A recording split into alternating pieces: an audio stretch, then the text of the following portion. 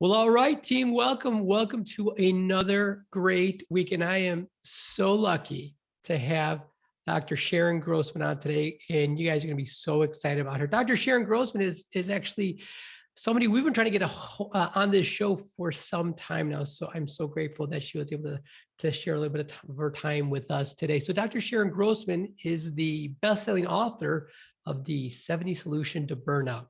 She's also a keynote speaker and a serial podcast host, including her latest show, Decode Your Burnout. She loves working with women in medicine who have burned out and are heartbroken about it because they love the work that they do and can't figure out how to do it in a sustainable way. So if that's you, Dr. Sharon will show you how to totally transform your relationship with your work by working on yourself instead of trying to change your job or career. Through her exhausted to extraordinary method, she helps you break through the mental fog, boost energy levels, and bring back the joy to your work in 90 days.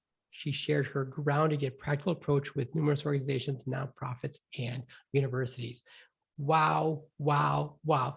And Dr. Sharon, one of the greatest things that we speak about on the podcast is so many of us in this space have like, oh, here's my side hustle. Let me try to get you out of medicine. Or here's my thing that will get you out of medicine. And it breaks my heart that I see that. I know there are people out there who probably maybe need to get out of medicine, but the vast majority of us are exactly what you described. We love the work that we do. We just need a set of resources to help us get to that stage. And that's really what we talk about on Medicine Revived every single week. And I'm so grateful that we have you because we want to hear what you do. Tell us, before we go into that, tell us a little bit about, a little bit of your background and more importantly, how you came into this world of talking about and helping people with burnout. Yeah, sure. So first of all, thanks so much for having me. And I'm excited to be on this show and share some of this stuff. And partly, like I mentioned, because I have been seeing this a lot where, unlike other professions where people burn out and they're just looking for that exit strategy, I find that people who work in medicine really love what they do for the most part. Obviously, there are, as you said, some caveats, and some people maybe need to get out of medicine because maybe it wasn't the right thing for them. But most of the time, that's not what happens, right? And it takes you guys so many years to get to where you are that most people figure it out along the way. And if they're still here, it's probably because they're passionate about medicine. And it's just that the system doesn't really set you up for success. So then it's really about figuring out how to make it work. So I'm really passionate about helping people thrive. And when I came across physicians who are, really struggling, I really wanted to help them figure it out so that they don't have to quit. Especially to me, that's heartbreaking after you spend 10 years of your life trying to get to where you are, to then just say, oh, well, it's not working for me, so I guess I got to find something else. But to just back up even more. So I am a clinical psychologist and I've been doing therapy for about 20 years. And in the course of that time, I really started getting into coaching, really love the world of coaching. And then I thought about, if I was going to do this full time, what would be like my ideal scenario? Who would I love working with? And what are they struggling with? And I love working with super high achievers because these are people who show up motivated, they're excited to learn, they're into self-improvement and all that kind of stuff. And then I looked at the different professions, and I really, in particular, love working with physicians and nurses because when you're in this helping profession, you tend to see certain profiles, right? Certain characteristics of what brings you to do this work, right? It's usually people who are givers, they're nurturers, they care very much about people. And I felt, especially when we got into COVID and all this stuff, like you guys got hit so hard with the demands of like everybody's health is now on your shoulders more so than ever before. And I thought if there's one thing that I can do to kind of pay back some of what we as society owes you guys, it's at least to help you have your sanity so that you can keep doing this work. Yeah. I think that's so incredible. And yeah, I think that's it. We've become, you know, we've become not only, physicians in the professional space, but then we're also the physician to the neighbor as well, who's got questions. And, we're trying to help them answer their, we become physicians to our families as well, not only our immediate family, but extended family that we've not really interacted with for weeks, months, and if not years. All of a sudden you're getting these phone calls, and it's a cycle of just always on. It's just, you're always Yes. on.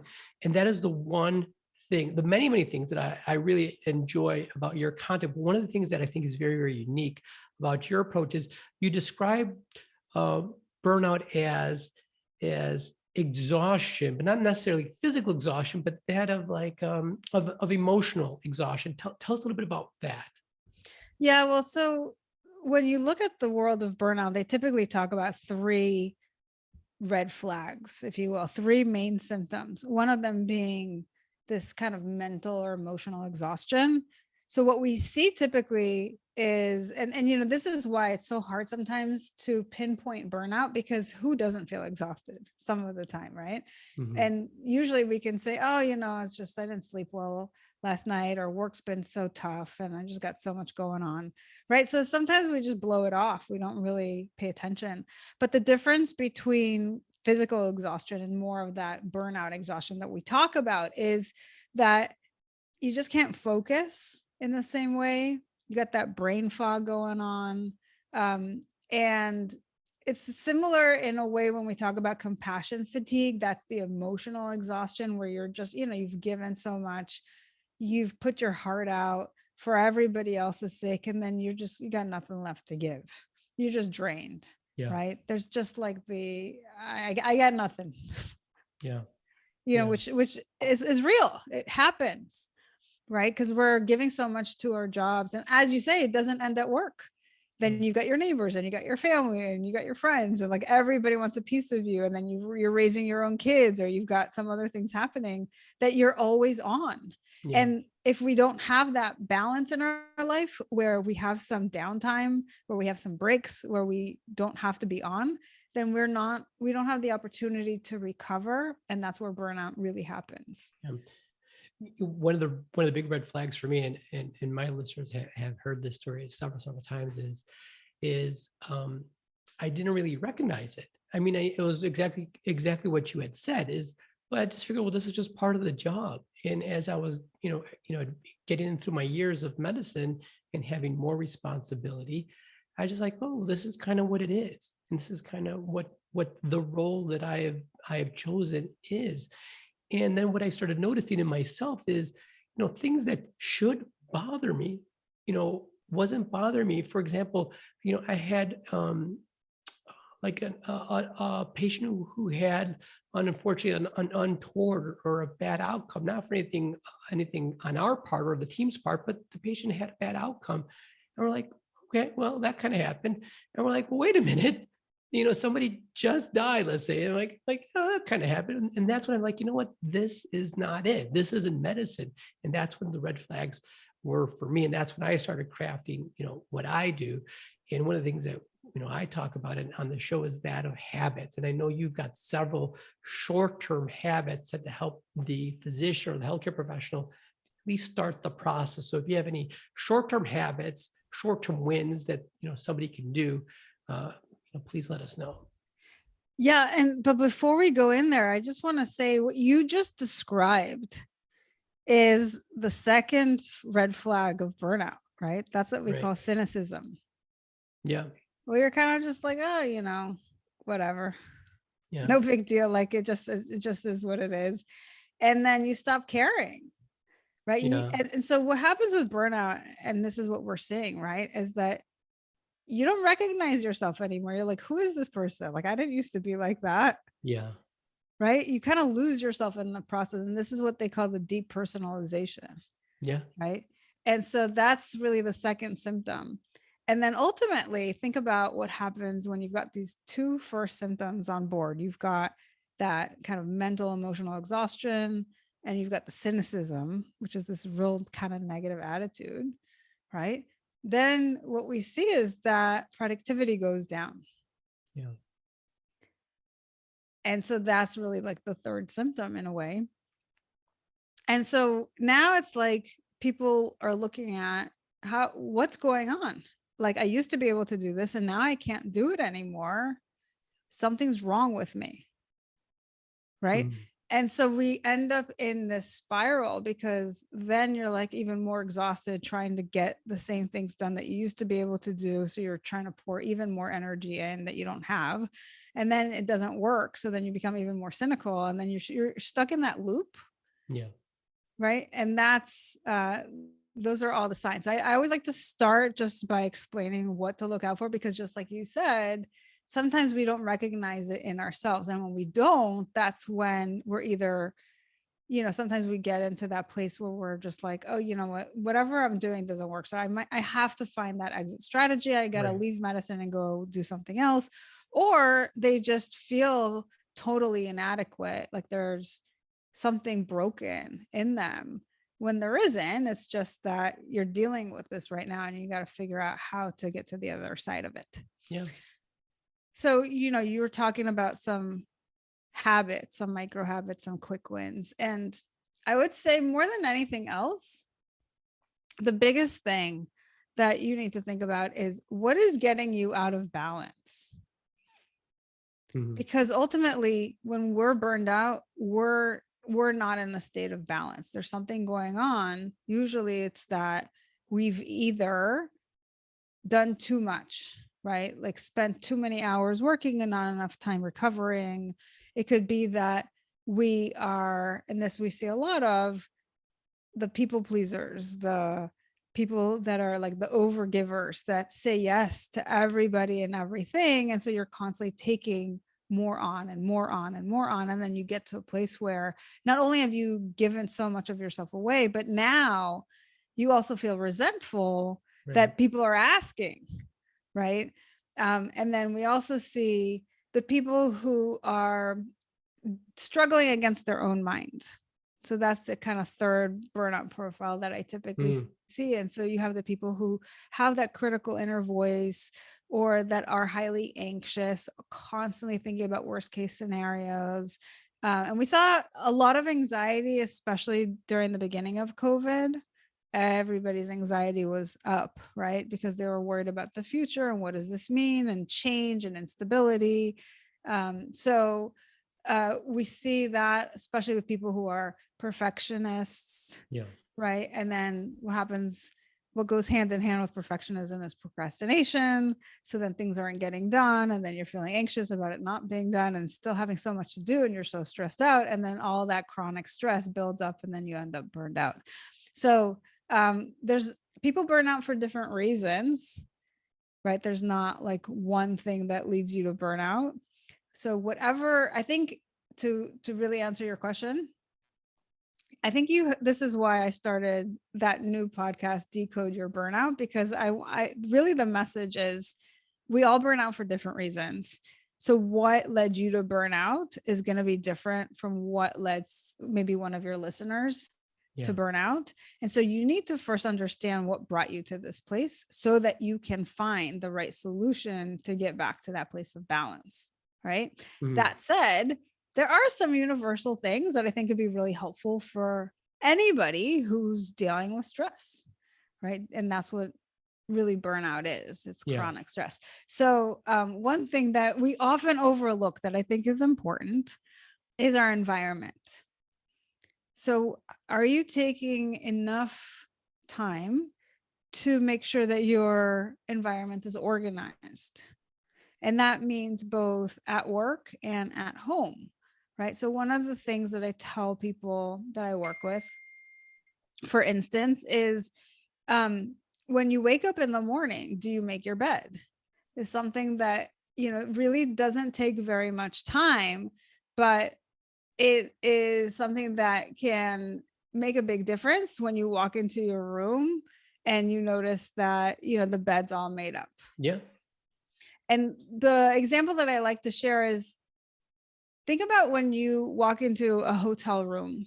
You open the door, you walk in, everything is perfect, right? Everything's just Yeah. the bed's made, the towels are folded, everything's neat and organized. And how you feel when you walk into that space versus, now with COVID, how they don't come and clean your room anymore. Right. And now you walk in and like you got stuff on the floor and your bed's not made, and it's a different energy, right? Yeah. So imagine like that's your life. Right. And all it took to go from scenario B to scenario A was that you were just a little bit more mindful about where you put your things, and that Yeah. you make your bed when you first wake up. So I like to give people things that they can do in a very short amount of time, but that would make a difference in how they feel. And I find that if you just get in the habit of organizing, making your bed, organizing your space a little bit, they can make a big difference. So Mhm. that's an example. I think that's it's such a quick win. Yeah. That it gets, again, and that's the thing, you just stack the small wins to get you on that road. Now, I know you had mentioned that there are, people enter burnout for different reasons. What would you say, though, is probably the biggest challenge that are facing physicians now? Well, again, I think we all come into this with our own circumstances. So you've got obviously the demands of the industry or your job, wherever you're working, but there's also, what do you do with that, right? So sometimes people don't understand this. And I say, look, do you ever work with other people who have the exact same demands that you do? And they're like, Mhm. yeah. And I'm like, and do you notice that like maybe you're feeling really stressed out, but maybe somebody else isn't? Do you have a coworker who is able to get out on time, or they don't feel so burned out, right? What's different between you and that person? And usually I'll say, well, they have kids, so they get out like on time, or things like that, right? So we're looking for justifications, but ultimately what it means is that either they're not, they're dealing with the stress differently, right? And if you think about what is stress, stress is basically about perception. So it's when we perceive the demands on us to exceed the resources that we have for dealing with whatever it is that we're Yes. dealing with. So that's why, Joe Schmo might be like, oh my God, this is too much. I can't handle this. Like, how am I ever going to get this done? It's late. I'm tired. Like, I got to go.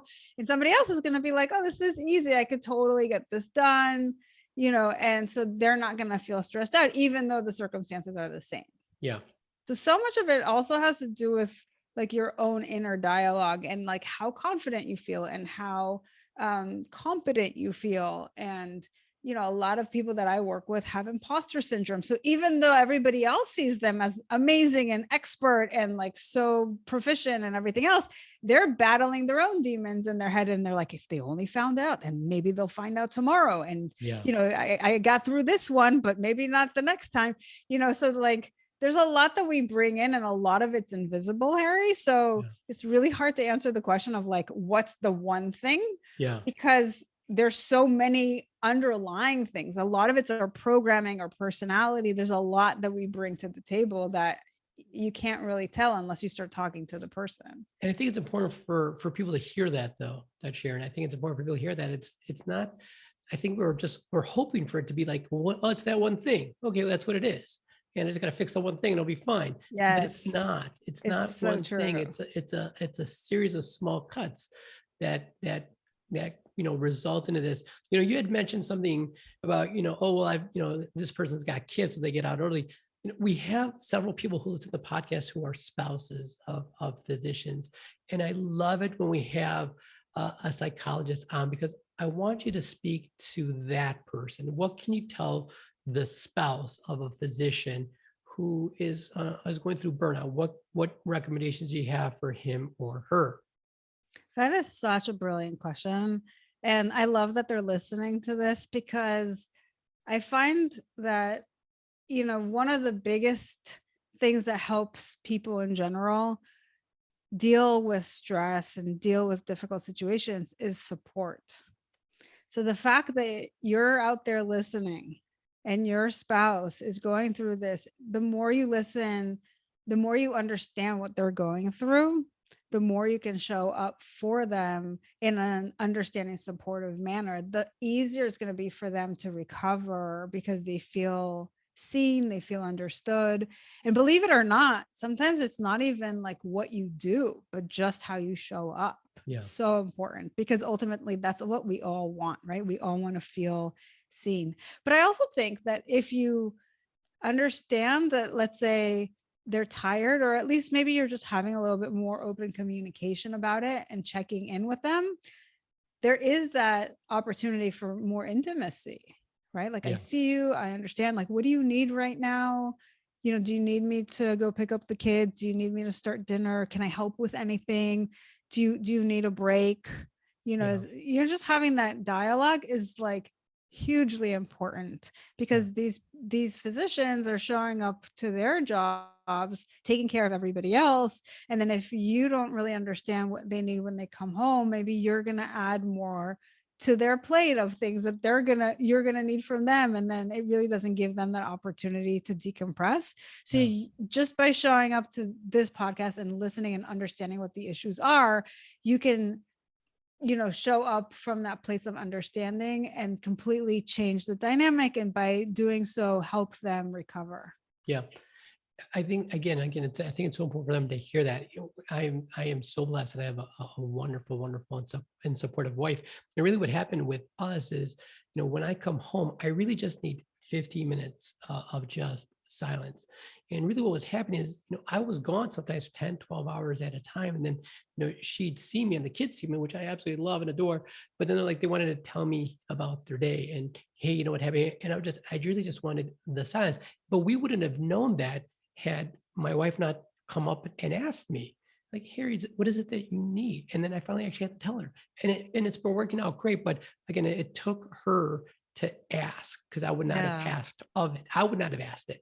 So she asked me. So again, that is, I think, so wise of you to recommend. I think more people need to hear that. So I wanted to say thank you for that.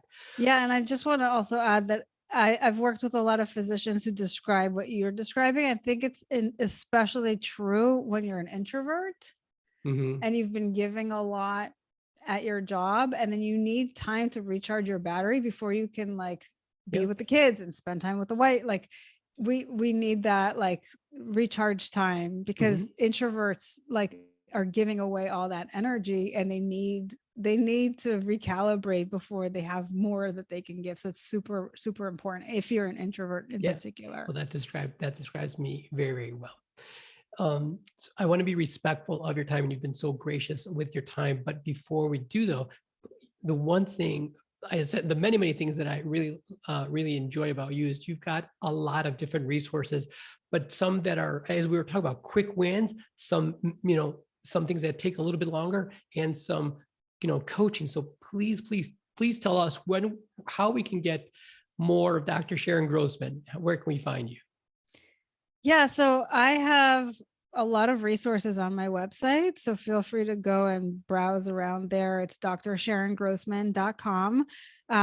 There's a link to my podcasts as well as a Decode Your Burnout. And I also got another one called Exhausted to Extraordinary. So if you like real kind of rapid fire style, that's what we do over there.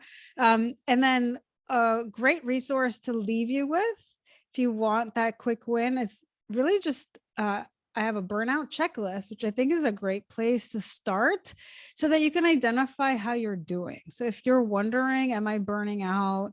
How am I doing given everything that's going on in my life right now? Then download that burnout checklist. You can get it at drsharongrossman.com/burnout checklist.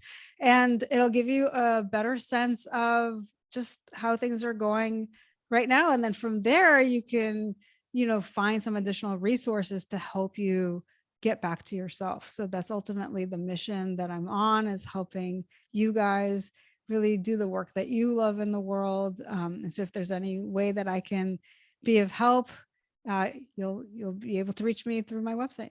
Oh, thank you very, very much. And again, if you're listening to this on the road or on your morning workout or on the drive, those resources will be linked in the show notes that accompany this podcast. So if you missed it or you didn't get a chance to write it down, just know that it'll be in the blog post that accompanies this, but also in the show notes that accompanies this podcast as well. So Dr. Sharon, thank you very much for taking the time out of your very, very busy day and taking the time to speak with us, with me and our listeners.